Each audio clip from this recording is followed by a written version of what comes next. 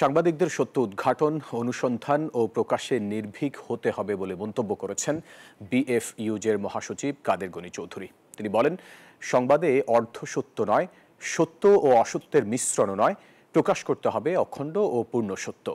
সন্ধ্যায় কুষ্টিয়া সাংবাদিক ইউনিয়ন আয়োজিত আলোচনা সভা ও ইফতার মাহফিলে বক্তব্য রাখেন তিনি। বলেন, সত্য প্রকাশ করতে গিয়ে সাংবাদিকদের চাকরির ঝুঁকি, জীবনের ঝুঁকি সহ নানা ঝুঁকি নিতে হয়।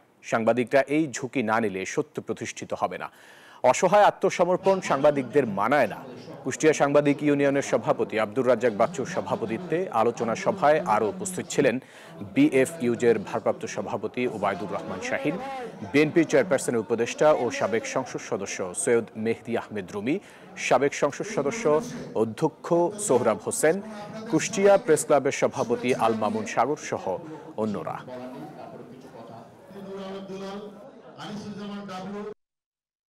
সাংবাদিকতা হচ্ছে সবচেয়ে জীবন্ত এবং আধুনিক পেশা, বুদ্ধিভিত্তিক পেশা।